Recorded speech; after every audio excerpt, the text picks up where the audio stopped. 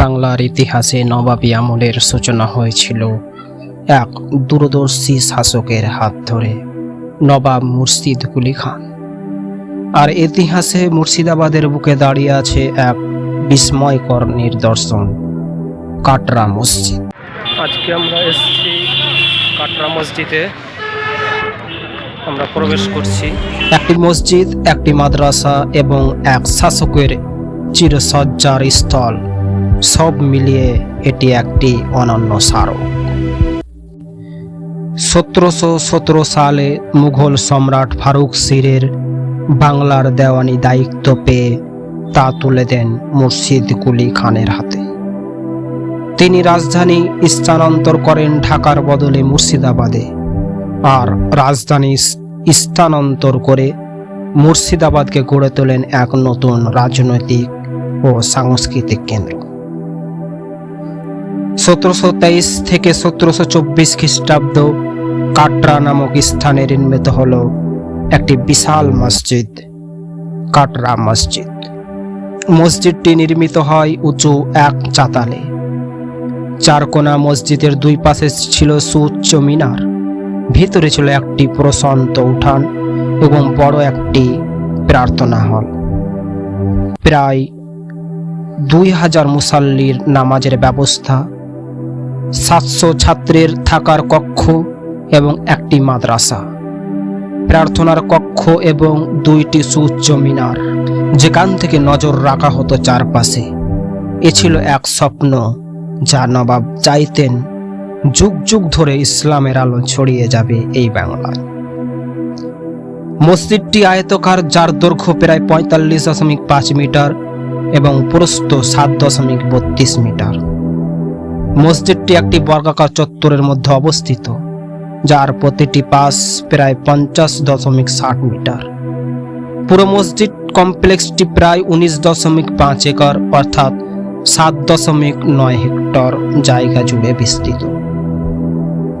মসজিদটি একটি উঁচু প্ল্যাটফর্মের ওপর নির্মিত, যার উচ্চতা প্রায় 54 মিটার। মসজিদের চার কোণে 4টি অষ্টকোণাকৃতি মিনার রয়েছে, যার মধ্যে 2টি সামনের দিকে অবস্থিত। উচ্চতা প্রায় 21 মিটার অর্থাৎ 76 ফুট। এইভাবে মসজিদে চলতে থাকে নামাজের ব্যবস্থা এবং ছাত্রদের পড়াশোনা। কিন্তু কিছুকালের অমোঘ নিয়মে 12ই জুন 1897 সালে উত্তর পূর্ব ভারতে একটি ভয়াবহ ভূমিকম্প আঘাত আনে। এই বিধ্বংসী ভূমিকম্প কাঁপিয়ে দেয় কাটরা মসজিদের ইতিহাস। এর ফলে মিনারের 2টি উপরাংশ সম্পূর্ণ ধ্বংস হয়ে যায়, গম্বুজগুলো চূর্ণ বিচূর্ণ হয়ে যায় এবং মসজিদের ছাদের বড় অংশ ভেঙে পড়ে। ফলে ঝরে যেতে থাকে তার সৌন্দর্য। তবে এই ঘটনার কোনো হতাহতের নির্দিষ্ট সংখ্যা সম্পর্কে তথ্য পাওয়া যায়। দীর্ঘ সময় পার হওয়ার পর 19 শতকে তৈরি হলো এক ট্র্যাজেডি। সাল 1988 জুন মাস। সেই সময়ে সেই মসজিদে নামাজ নিষিদ্ধ থাকার কারণে স্থানীয় মুসলিম সম্প্রদায় মসজিদে নামাজ আদায়ের অনুমতির জন্য প্রশাসনের কাছ থেকে আবেদন করেছিল। তবে অনুমতি না মেলায় তারা প্রতিবাদ মিছিলের আয়োজন করে। এইভাবে জুনের 24 তারিখ সেই মিছিলটি শান্তিপূর্ণ শুরু হলেও কিছু সময় পর উত্তেজনা ছড়িয়ে পড়ে এবং সহিংসতা শুরু হয়। এই সংঘর্ষে কমপক্ষে 12 জন মুসলিম মৃত্যুবরণ করে, যদিও কিছু সূত্রে এর সংখ্যা 21 থেকে আরও বেশি হতে পারে। দাঙ্গার সময় মসজিদ এবং আশেপাশের এলাকার ব্যাপক ক্ষয়ক্ষতি হয়। দাঙ্গার পর প্রশাসন পরিস্থিতি নিয়ন্ত্রণে আনে এবং শান্তি প্রতিষ্ঠার জন্য বিভিন্ন পদক্ষেপ গ্রহণ করে। তবে এই দাঙ্গা কাটরা মসজিদের ইতিহাসে একটি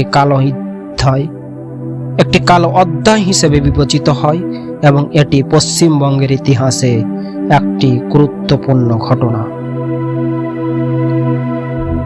বর্তমানে মসজিদের প্রধান গম্বুজ এবং মেম্বার সহ কিছু অংশ এখনও টিকে আছে এবং এটি প্রত্নতত্ত্ব বিভাগের অধীনে সংরক্ষিত। ধ্বংসপ্রাপ্ত হলেও এটি পর্যটকের কাছে একটি গুরুত্বপূর্ণ ঐতিহাসিক স্থান হিসেবে রয়ে গেছে। আর এর নিচেই চিরনিদ্রায় শায়িত মুর্শিদ কুলি খান নিজেই মসজিদের মূল সিঁড়ির তলায়। অদ্ভুত এই সমাহিত স্থাপনই একে করে তুলেছে ইতিহাসের অনন্য। কাটরা মসজিদ শুধু এক ধর্মীয় স্থাপনা নয়, এটি বাংলার নবাবী ইতিহাসে এক জীবন্ত দলিল। এখানে রয়েছে শাসন, ধর্ম, শিক্ষা আর আত্মসমর্পণের এক স্মৃতিসৌধ, এক ইতিহাস, এক আত্মপরিচয়ের আখ্যান। ভিডিওটি ভালো লাগলে অবশ্যই সাবস্ক্রাইব করবেন এবং পাশে থাকা বেল আইকনটি ক্লিক করে দিবেন। ভিডিওটি দেখার জন্য ধন্যবাদ।